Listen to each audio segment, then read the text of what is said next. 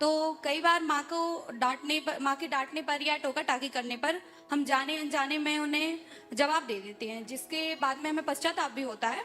लेकिन गुरुदेव, प्रत्यक्ष क्षमा हम नहीं मांग पाते हैं। गुरुदेव, जवाब देने से बचने एवं गलती होने पर क्षमा मांगने का साहस कैसे जुटाएं? कृपया मार्गदर्शन दीजिए। नमो देखिए, महाराज। घर के बड़ों की डांट को कभी बुरा नहीं मानना। पहली बात तो क्यों नहीं मानना? क्योंकि बड़ों की डांट से जीवन संवरता है। गुरुदेव का एक बड़ा अच्छा हाइकू है, डांट के बिना शिष्य और शिशि का भला भविष्य क्या।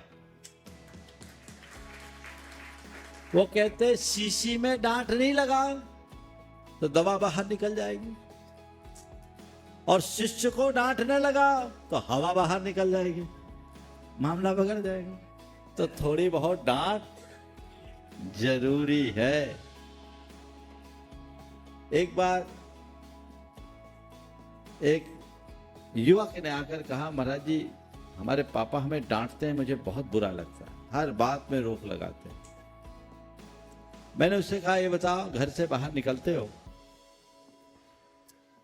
रास्ते में रेड लाइट पड़ती होगी? हाँ, पड़ती है।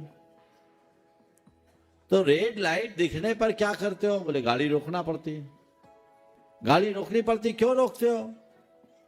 बोले, महाराज जी, रेड लाइट होने पर अगर गाड़ी नहीं रोकेंगे तो एक्सीडेंट भी हो सकता और चालान तो होगा ही।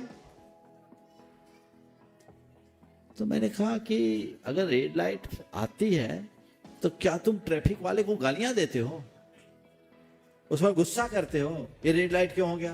बोले, नहीं महाराज, ये तो हमारी सेफ्टी के लिए। उसने कहा, ये तो हमारी सेफ्टी के लिए है। तो मैंने उसे जो जवाब दिया, आज के संदर्भ में तुम भी उसे अपना लेना, कि मां बाप यदि कोई रोक टोक करते हैं तो उसे अपनी गाड़ी को गंतव्य तक पहुंचाने में खतरा से बचाने वाली रेड लाइट की तरह देखो।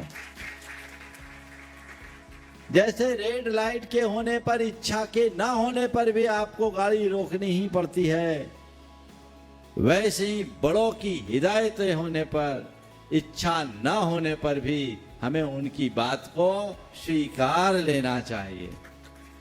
लेकिन रेड लाइट वालों को भी मैं कुछ कहना चाहूंगा। उन्हें रेड लाइट तभी दिखाना चाहिए जब खतरा है। चाहे जब हर बात में रेड लाइट दिखाओगे तो मामला गड़बड़ हो जाए। बड़ों को मैं ये कहना चाहूंगा, अगर किसी को डांटना है डांटिए, लेकिन 10 गलती पर एक बार डांटिए, एक गलती पर 10 बार डांटने की आदत से बाज आइए।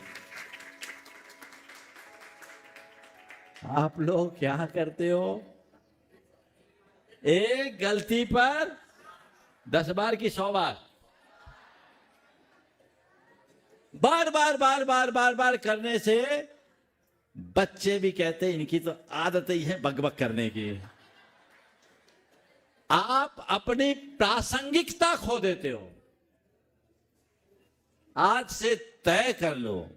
देखो, आप सबकी घड़ी में कांटा है ना, हर सेकेंड टिक टिक टिक टिक चल रहा है, टिक टिक टिक टिक टिक टिक। आपका ध्यान जाता है क्या उधर? लेकिन वो पेंडुलम वाली घड़ी हो और 1 घंटा हो टन, तो क्या हो जाता है? सब हो जाते सन। तो मैं आप सबसे कहता हूं, सेकेंड के कांटे की तरह टिक टिकाने की आदत छोड़िए, और जब मौका आए तो सीधे टन करना सीख जाइए। इतना अपना लो, कोई बाधा ही नहीं होगी। ये व्यवस्था और भावना सबको रखनी चाहिए।